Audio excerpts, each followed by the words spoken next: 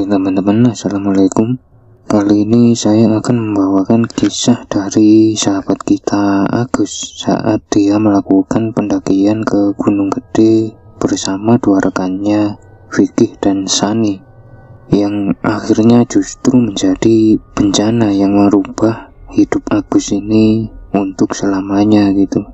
Jadi kemarin Mas Agus ini DM saya di Instagram dan bilang dia punya pengalaman soal mendaki gitu. Kebetulan dia memang baru pindah ke sini dan bersedia untuk saya ceritakan ceritanya. Asal saya datang langsung untuk mendengar ceritanya karena dia nggak bisa keluar dan susah untuk menceritakan dengan tulisan gitu. Saya akhirnya datang ke rumahnya dengan pikiran masih mengira-ngira mungkin Mas Agus ini pernah nyasar atau bagaimana ya. Tapi begitu saya sampai di sana, saya udah kaget duluan karena disambut Mas Agus yang sedang duduk di atas kursi roda. Saat itu Mas Agus ini cuma senyum sama bilang, "Jangan kaget Mas, saya emang mau cerita gimana keadaan saya bisa sampai kayak gini saat mendaki gitu." Jujur aja saya nggak enak hati ya, dan berulang kali saya tanya, "Apa Mas yakin mau cerita gitu?"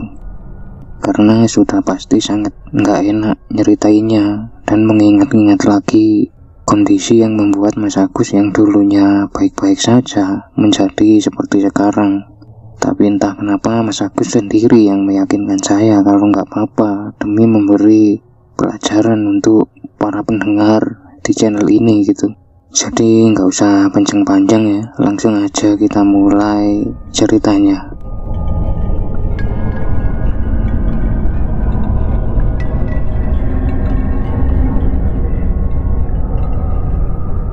Kisah ini dimulai ketika Agus baru saja menyelesaikan pendakiannya ke Gunung Cikuray sebagai pendakian pertamanya dan bisa dibilang dilaluinya dengan mudah, yang ternyata membuat Agus sedikit meremehkan karena sebelum mendaki Cikuray, Agus banyak sekali mendengar pantangan dan hal-hal mistis yang terjadi di sana. Saat itu selesai mendaki, Agus bilang ke salah satu temannya, "Mana bro? Katanya susah, katanya angker. Kok aku ya biasa-biasa aja, kesana nggak ada susah-susahnya. Ayolah kapan muncul lagi, sekalian yang agak jauhan." Singkat cerita, 3 minggu setelah itu, Agus diajak oleh Vicky dan Sani untuk mendaki ke Gunung Gede. Tanpa pikir panjang, Agus langsung mengiyakan ajakan itu. Sekalian dia mau membuktikan ke teman-temannya yang lain kalau semua gunung sama saja, nggak ada apa-apanya. Mereka akhirnya memilih jalur Cibodas dan segera menyiapkan segala keperluan sebelum berangkat. Esok harinya mereka akhirnya berangkat. Nah saat itu Agus ini nggak bawa barang banyak, hanya seperti kalau pendaki biasa menyebut itu daypack atau tas kecil untuk menyimpan air minum sama beberapa makanan ringan. Sani pun tanya, "Kok cuma bawa itu Gus?" "Wah, alasan orang cuma daki aja ngapain bawa banyak-banyak. Kemarin aku ke Cikuray banyak yang gak kepake jadi percuma." Saat itu Sani menjelaskan bahwa semua barang yang dibawa selama pendakian itu pasti berguna, setidaknya untuk berjaga-jaga jika tiba-tiba sesuatu terjadi selama pendakian.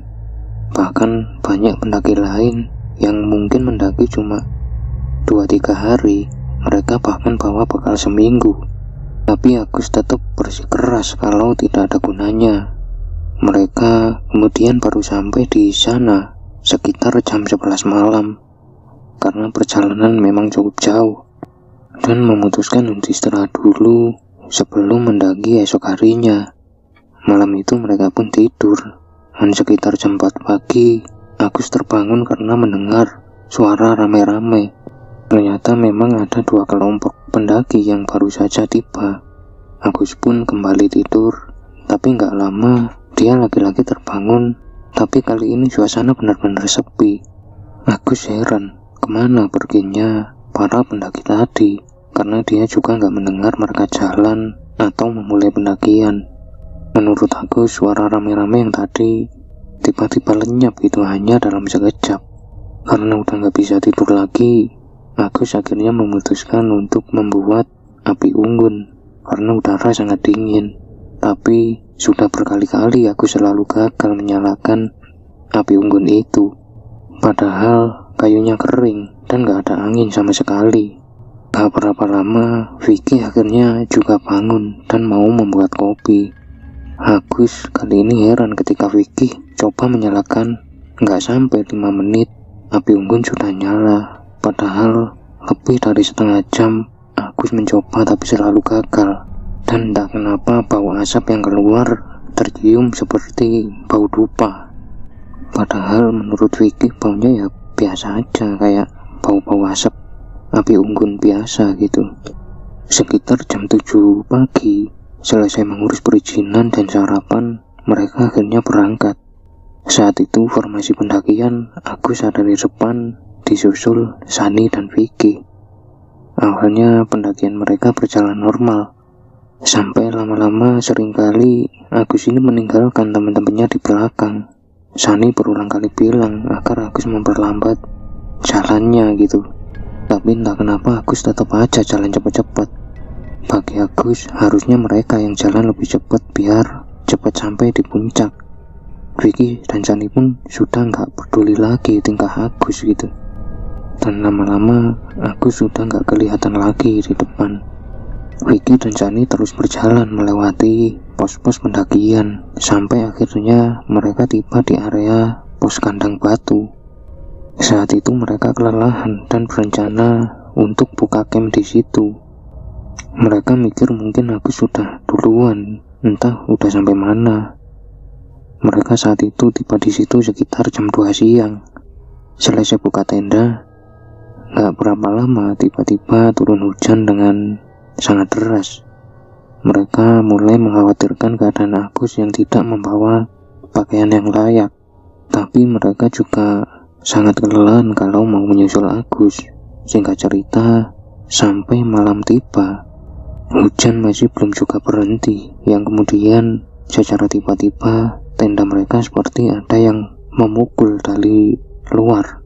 Mereka pun membuka pintu tenda dan terkejut melihat Agus yang dalam kondisi basah kuyup baru saja tiba di sana. Saat itu sudah hampir setengah 8 malam. Hampir 12 jam Agus jalan dan baru sampai di sana. Mereka pun segera membantu Agus dan membuatkannya minuman hangat biar nggak kedinginan. Nah, selesai itu Sani pun tanya, "Gus, bukannya kamu tadi udah jalan duluan ya? Kok baru sampai jam segini?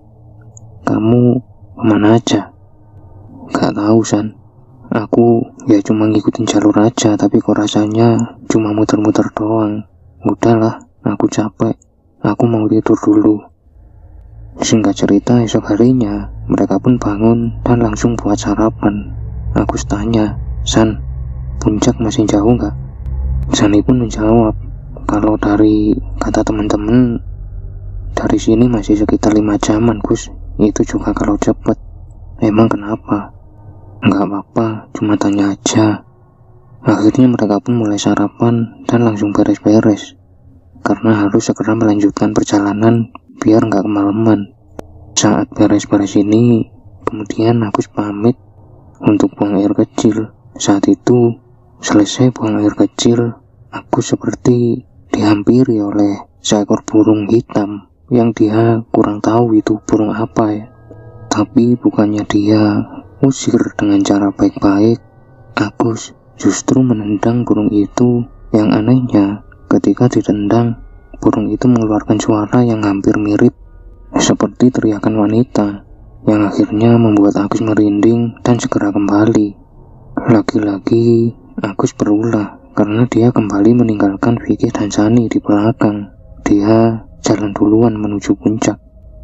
Saat itulah Agus lagi-lagi mengalami hal aneh ketika tiba-tiba dia disalip oleh beberapa rombongan dari bawah. Padahal saat itu Agus ngerasa udah jalan dengan cepat, tapi seolah-olah langkahnya ini maju dengan sangat pelan gitu. Hal itu membuat Agus emosi dan menendangi batu-batu di sepanjang jalur pendakian. Hal yang dia alami kemarin akhirnya terulang ketika ternyata Vicky dan Shani sudah sampai duluan di area puncak. Agus heran karena dia tidak melihat mereka menyusul atau menyalip Agus, yang akhirnya membuat Agus makin marah karena mengira mereka lewat jalur lain yang lebih cepat tanpa sepengetahuan Agus.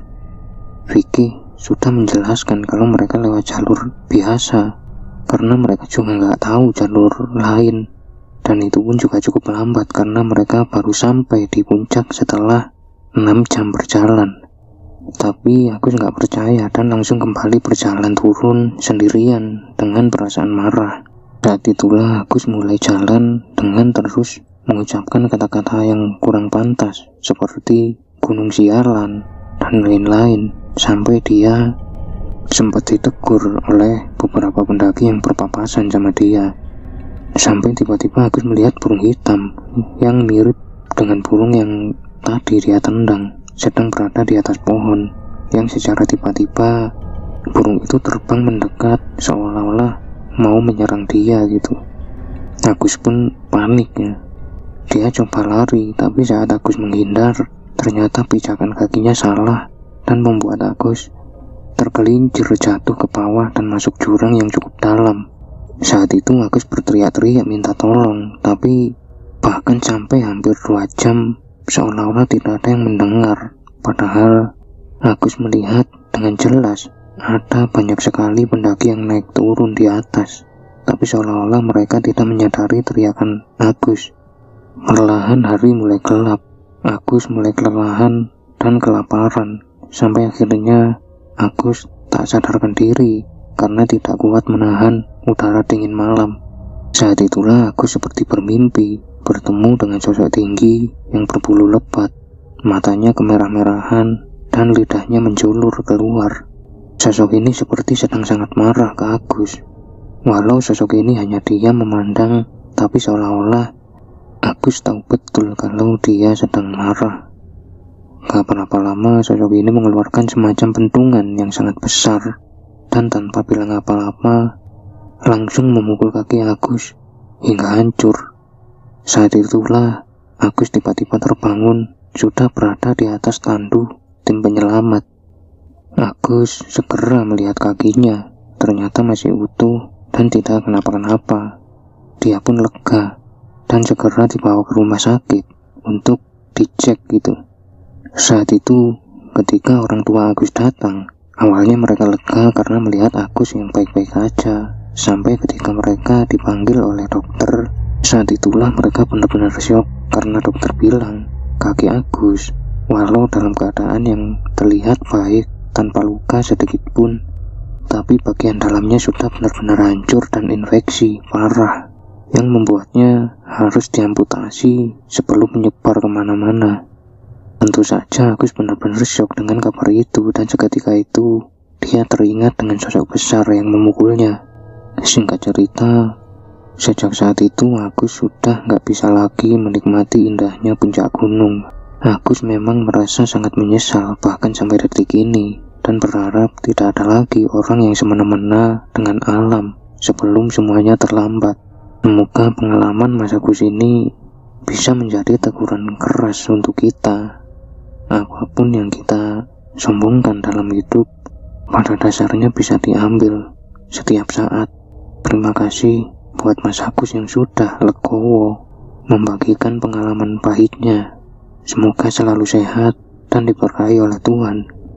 Terima kasih sudah mendengar cerita ini sampai habis. Sampai ketemu di cerita-cerita selanjutnya, dan salam sukmo, salam rahayu.